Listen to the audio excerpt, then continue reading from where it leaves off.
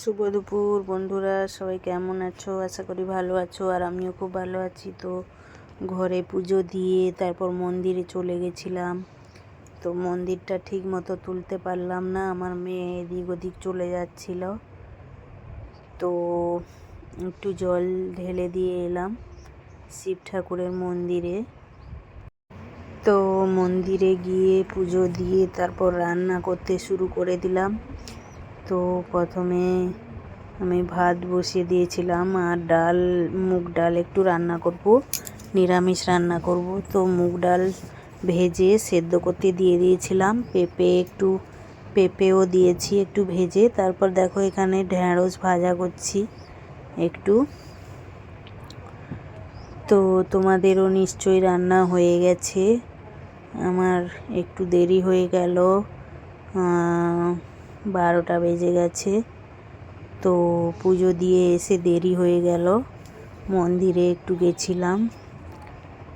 তো সব কিছু একা হাতে করতে হয়, তাই জন্য দেরি হয়ে যায়, মন্দিরেও যেতে পারি না।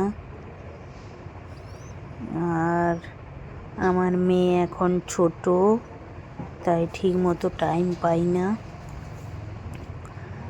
তো দেখো রান্না করতে শুরু করে দিয়েছি। তো আজকে নিরামিষ, পেঁপে দিয়ে ডাল আর ঢেঁড়স ভাজা, আর হচ্ছে গিয়ে বাঁধাকপির ঘন্ট কাঁচা ছোলা দিয়ে। তো বাঁধাকপিটা আমি কেটে সেদ্ধ করে নিয়েছি।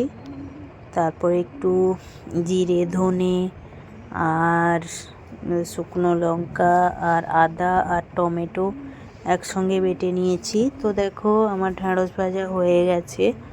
আর এখানে তেলের মধ্যে আমি জিরে আর শুকনো লঙ্কা আর হচ্ছে গিয়ে তেজপাতা ফোড়ন দিয়ে দিয়েছি। তারপর মশলাটা ঢেলে দিলাম।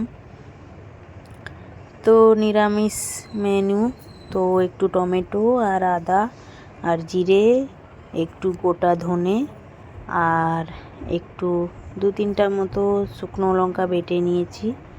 তো দেখো কপিটা আমি সেদ্ধ করে নিয়েছিলাম কেটে, আর ছোলাও সেদ্ধ করে নিয়েছিলাম। তো দেখো দিয়ে দিয়েছি। তারপর ভালো করে আমি রান্নাটা করে নিচ্ছি। আর যারা যারা আমাদেরকে স্টার দিচ্ছে, তাদের পাশে আমাদের সব সময় থাকতে হবে।